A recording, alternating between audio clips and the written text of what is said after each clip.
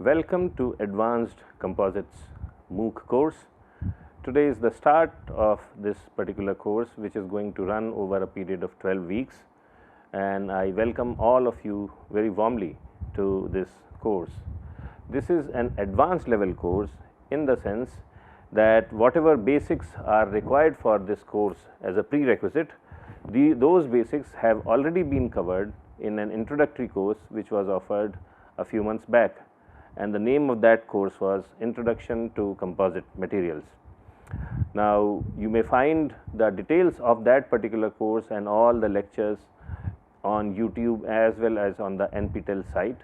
So, if you feel a little uncomfortable, so that you may not be necessarily prepared for this course, then I would suggest that you please go back to that course, review all the contents, learn stuff, and before you start feeling uncomfortable in this course. So, that is something about it. The other thing what I will talk about is a little bit about logistics related to this course. So, as I said, the course is going to run over a period of 12 weeks. In every week, what I will also be doing is I will be giving out an assignment, and each assignment will have several multiple choice questions. So, it would be expected for all the attendees of this course to do those assignments and submit them back in time. All this can be done in an online method mode, and at the end of the course there will be an examination.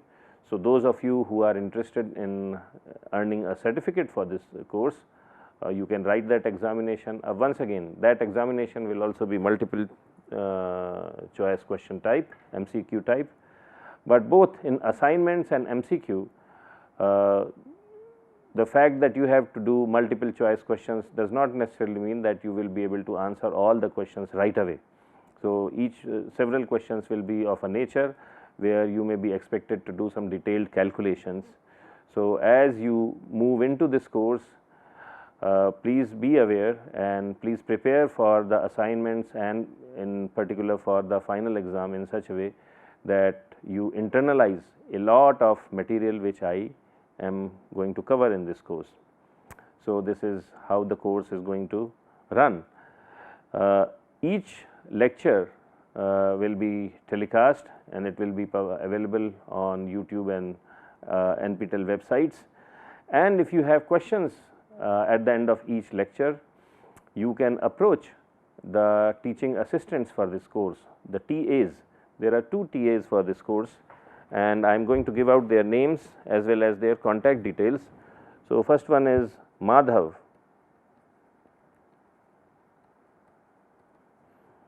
So, this is about TAs, and Madhav, his email address is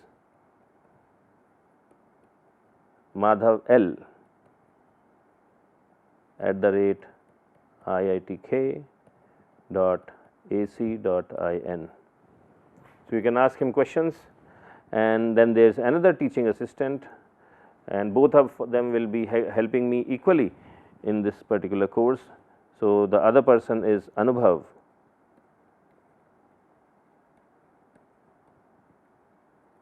and his email ID is ANUBHV. So, there is no A between H and V @iitk.ac.in. So, these are the 2 gentlemen whom you can approach if you have questions about the format, about particular assignment related questions, or in general concepts related to whatever I will be covering in this course. And in case you are not satisfied by that, then you can approach me as well, and my email address is ntiwari@iitk.ac.in. But I will suggest that it will be better if you approach these 2 gentlemen, the 2 TAs, if you have any questions related to the course, and in case they are not able to help you or resolve your doubts or questions, then please approach me. So, that is about logistics. What will we cover in this course? So, again it is a 12-week course, and out of these 12 weeks, the first 3 weeks we will be trying to very quickly capture the essence of whatever was taught in the introductory course, so that people, especially those people who did not get a chance to take the earlier course, they will have a good understanding of what were the basics, and that will be a segue into this advanced level course. So, first 3 weeks we will be doing a very express review of whatever was discussed in introductory course on composites, and starting 4th week we will be starting advanced level stuff. Specifically in the 4th week, what we will discuss is how do composites fail, laminated composites fail in a progressive manner.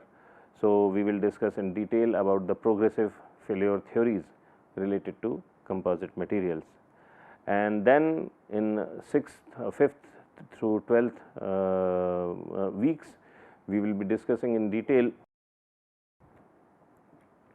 the mechanics of composite plates, and for that we will be developing some differential equations, and those differential equations we will try to solve in context of different types of geometries, both for static situations, that is the plate is loaded statically, as well as when the plate is loaded in a dynamic way. So, we will learn how to find the buckling modes of these plates, how the plates vibrate and stuff like that. So, that is what I plan to cover in the in an overall sense in this particular course, and I hope you find this particular course enjoyable and a very rewarding experience. So, with that we will proceed to start discussing some introductory stuff about composite materials, and the first thing very quickly we will like to review as to what are composites. So, what are composites? And as discussed in the earlier course, composites, we call anything a composite if it meets certain criteria. So, one thing is that it has to have 2 or more chemically different constituents, different, and different, by different I mean chemically constituents. So, this is one thing which a composite should have, and then these constituents, when we mix these, this should be a macroscopic mixture.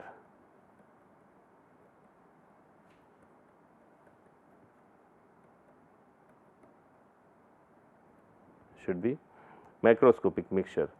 So, anything, any material, solid material, if it has 2 or more different chemical constituents, and these constituents are mixed not at a micro or nano level, but at a macroscopic level, then the material is known as composite material. So, for this reason, if I consider, let us say, an alloy. So, an alloy, for instance mild steel, it has carbon, it has iron, it may have some other materials, phosphorus and things like that, and still it will not be considered a composite material, even though it has several different chemical constituents, just for the simple reason that these mixtures exist at micro level, at very small fine level. So, an alloy will not be considered a composite material. But examples of composite materials would be wood, that is a natural material, and it is also a composite material. Another natural composite would be bone, another natural composite would be some special rocks like granite, because when you cut a cross section of granite, you will see at macroscopic level you have different materials, specifically quartz, feldspar and mica, all mixed up together and bonded together. So, at a macro level these different mixtures exist, and that is why granite will be a valid composite material. So, these are some examples of naturally existing composites, but then we also have artificial composites or man-made composites, and there is a huge variety of these man-made composites.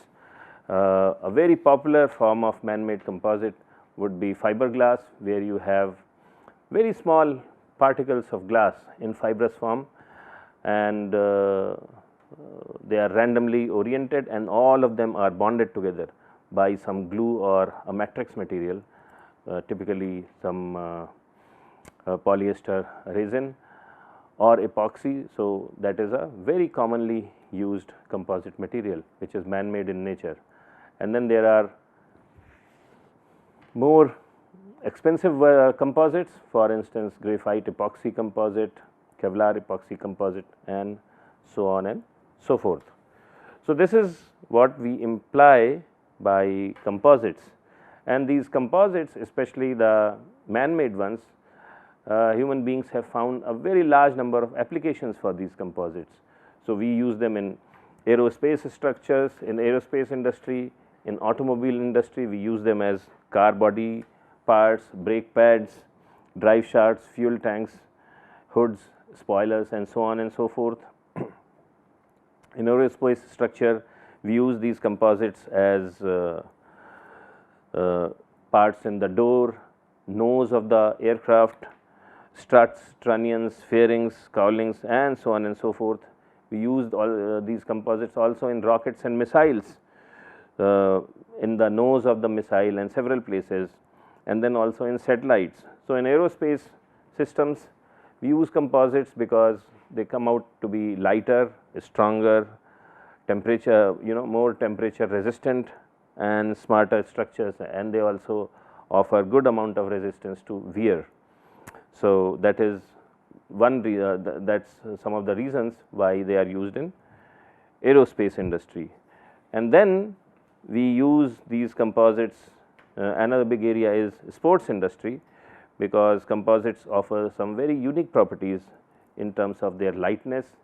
So, they can be light, but simultaneously they could be very strong and tough, and you can design composites in a way so that they look nice and pretty. So, for purposes of lightness, strength, toughness, aesthetics, and high damping properties, we use these composites in a large number of sport related applications.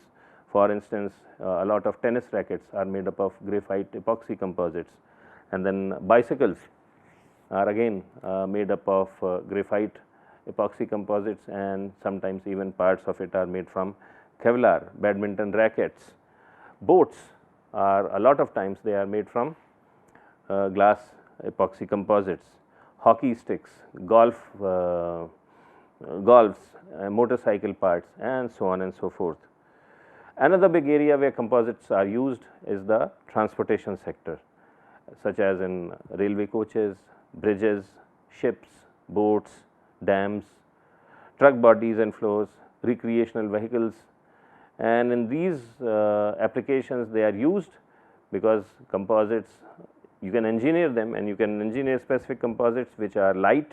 So, their density is less compared to metals, and simultaneously they could be fairly strong, fairly stiff, and they could also absorb a lot of energy. So, they would be tough, and they offer very good damping properties.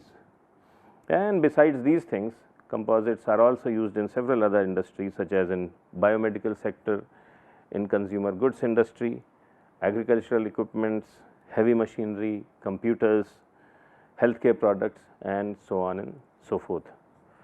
So, that is some basic information about different applications of composite materials. The next thing we will very quickly look at is how are composite materials classified. So, broadly speaking, if you look at a man-made composite material, it has two primary constituents. One is matrix, and the other one is a reinforcement.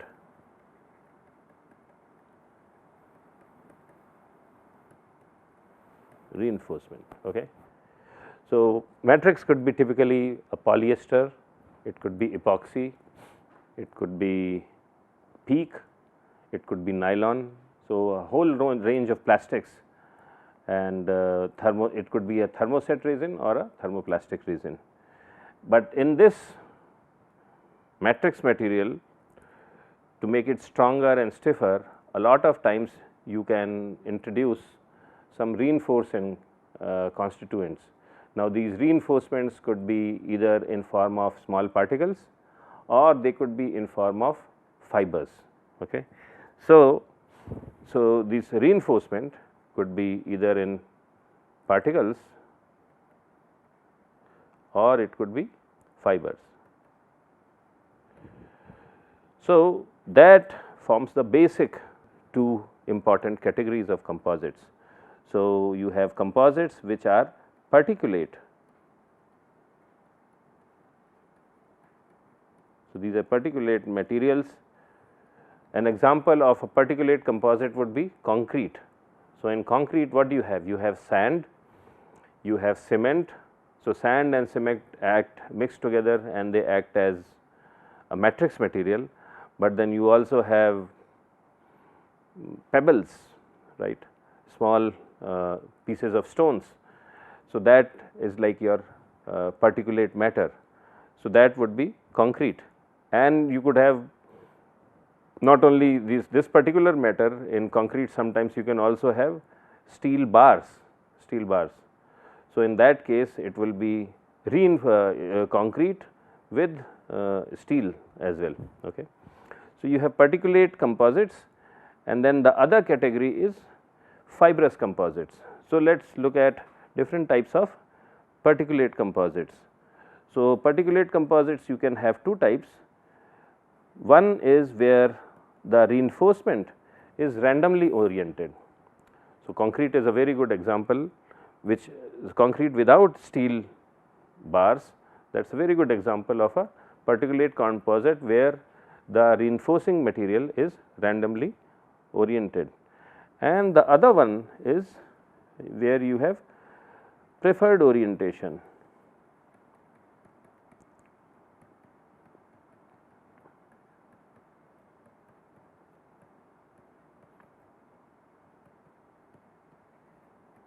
So, these are two categories of particulate composites. So, the next one we will look at is composites which are fibrous. So, here the reinforcement is not small particles which are having different types of shapes, but very thin fibers. So, those are fibrous composites.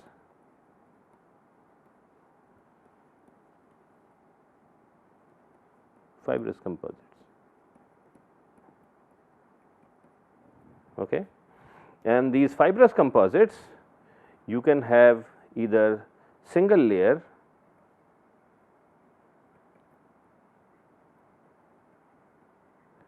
or you can have multiple layers.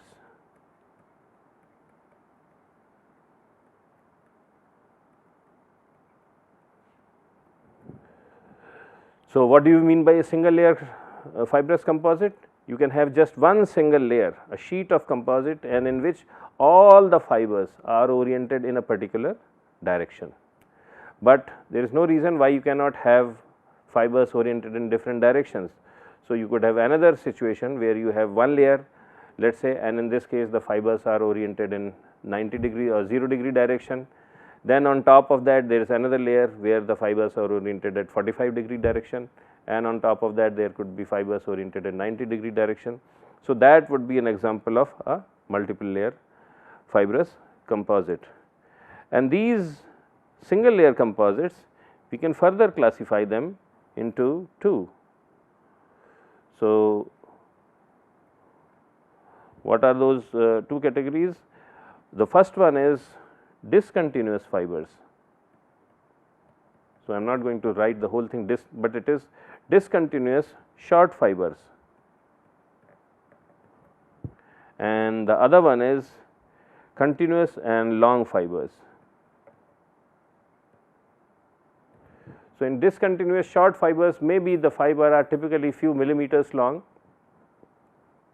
but definitely they are not in tens of centimeters in length. But if we are talking about continuous fibers, the length of these fibers could be really long, and sometimes they may run along the entire length of the composite structure. So, you have single layer composites, first case where fibers are short and discontinuous, and the other one is long and discontinuous. And in short and discontinuous, you can again have these fibers. So, the orientation of the fibers is random, or they could be oriented in a preferred direction. Okay.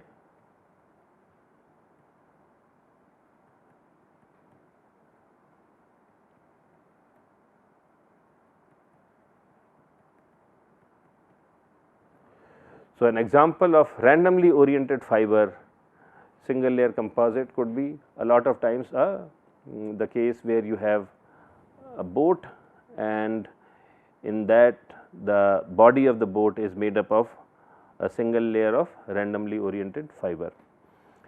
An example of a preferred single layer composite with discontinuous short fibers would be sometimes in a lot of injection molded parts where you have a plastic, let us say a nylon, and you are reinforcing that nylon with small glass fibers, and as this glass fiber plus nylon in a molten state passes through a small nozzle, all the fibers tend to get aligned in the direction of the flow.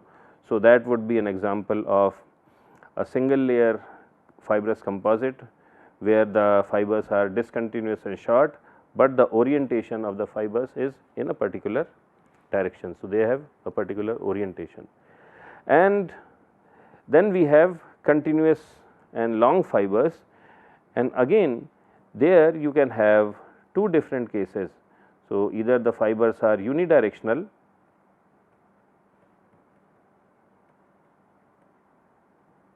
or they could be bidirectional. So, I am just abbreviating that. And then we have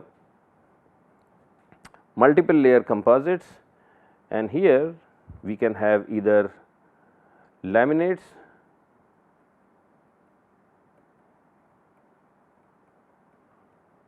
and we can also have hybrid laminates.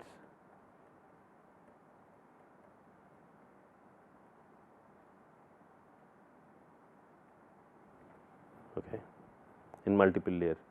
So, what does that mean? In laminates there will be several layers of oriented fibers, and in each layer the orientation of the fiber may be different, but the material may be the same. But in hybrid laminates the material as well as the orientation of the fibers could vary along the thickness.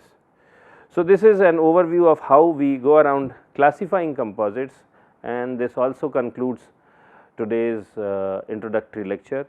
And starting tomorrow we will start taking a review of different types of fibers, composites, matrix materials, and very quickly we will review all these materials, so that we get up to speed in the context of this particular course.